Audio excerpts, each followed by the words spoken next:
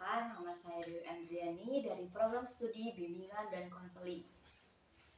Baik, di sini saya akan membuat sebuah video singkat mengenai konseling untuk memenuhi tugas pada mata kuliah Postmodern 1.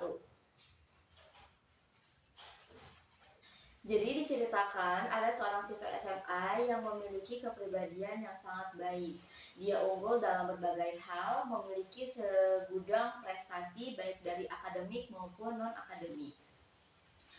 Dia terkenal sangat pandai, baik, cerdas, dan memiliki kepribadian yang baik. Tetapi ada beberapa... Assalamualaikum Bu Dewi. Waalaikumsalam Fikri. Apa kabar Fikri? Sepertinya saya kurang baik Bu. Oke, kurang baik kenapa nih? Betul. Kurang baik kenapa Fikri? Fikri datang ke ibu, menemui ibu, apakah ada yang bisa bantu? Ya Bu, maksud saya kedatangan ke sini untuk melakukan konseling bersama Ibu. Oke, boleh Fikri, silahkan. Tapi ada beberapa yang perlu ibu beritakan. Tapi sebelumnya ibu akan memberitahu beberapa hal yang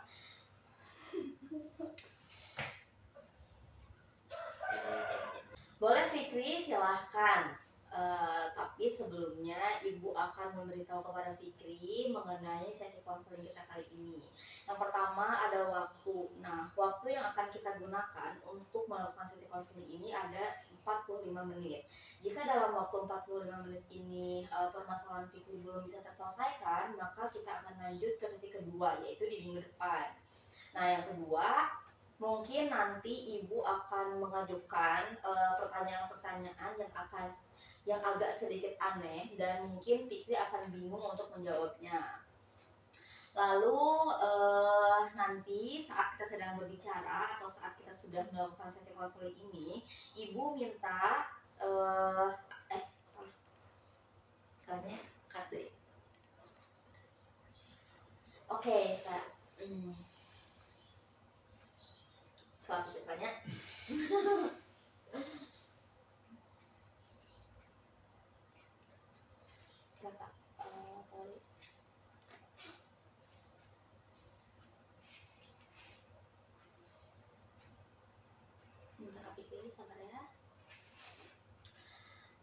Ketika nanti kita sudah melakukan tahap konseling, nanti ibu akan mencatat jawaban-jawaban yang paling penting dari Fikri, sehingga itu menjadi catatan ibu untuk memberikan sebuah solusi kepada Fikri di akhir sesi ini. Dan ibu juga meminta kepada Fikri untuk menulis apa saja yang Fikri dapat dari sesi konseling kita hari ini. Begitu ya Fikri, paham? Apakah ada yang mau ditanyakan atau tidak? Silakan. Oke Bu, begitu. Saya mulai paham Bu.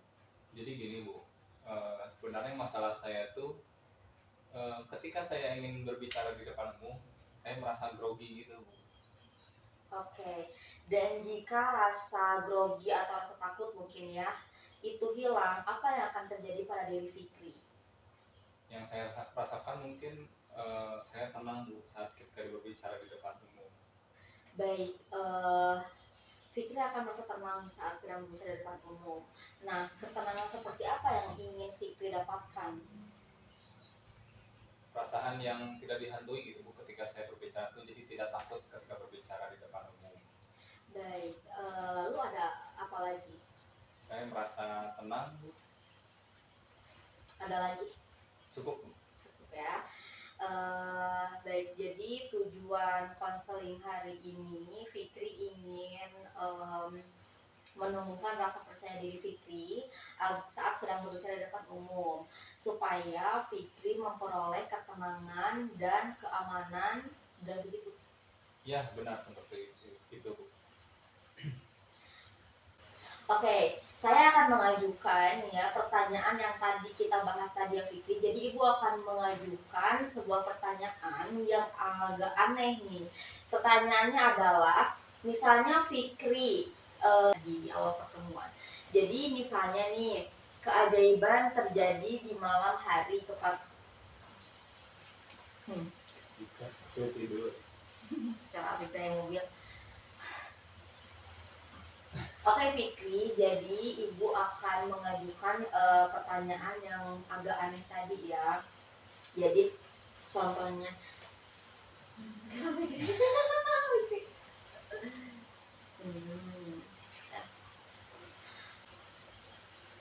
pertanyaan yang agak aneh tadi ya. Misalnya pertanyaan ini tuh adalah misalnya ya, keajaiban terjadi di malam hari ketika Fikri ingin pergi tidur nih. Dan ketika Fikri bangun di pagi hari, semua masalah Fikri yang tadi Fikri ucapkan itu seperti Fikri grogi saat sedang berbicara di depan umum, Fikri tidak percaya diri saat Fikri sedang di depan umum. Nah itu dapat terpecahkan di Fikri, tiba-tiba dapat terpecahkan ya. Fikri tidak tahu keajaiban itu terjadi karena Fikri sedang tidur.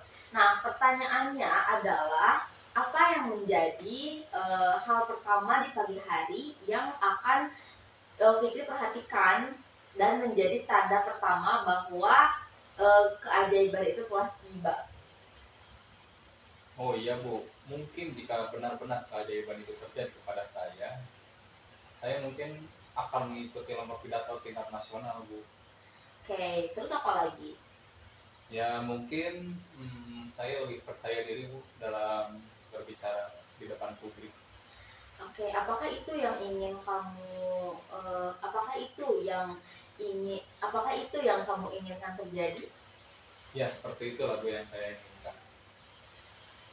Baik, jadi dengan melakukan hal tadi, dengan melakukan hal-hal yang baru saja kamu ucapkan, seperti kamu akan berpidato, kamu akan mengikuti lomba tingkat nasional, mungkin akan menghasilkan perubahan pada diri Fikri ya. Yang salah satunya adalah untuk meningkatkan rasa percaya diri pada saat sedang berbicara di depan umum.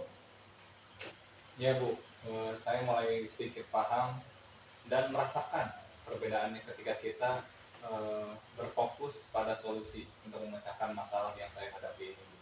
Oke, syukurlah ya kalau misalnya Fikri sudah mulai paham, sudah mulai bisa mengimplementasikannya. Jangan sungkan jika ada yang mau didiskusikan. Jangan sungkan jika ada yang mau didiskusikan kembali ya Fikri ya. Ibu tunggu perkembangannya. Jika ada perubahan yang terjadi pada diri Fikri, maka Fikri langsung konfirmasi ibu. Tapi jika tidak ada, Fikri juga konfirmasi ibu. Nanti baiknya kita akan melakukan konseling dengan menggunakan teknik apa. Seperti itu ya Fikri. Baik, siap Bu. Terima kasih atas waktunya telah mendengarkan permasalahan saya Bu. Iya, sama-sama Fikri. Kak. Oh Fikri.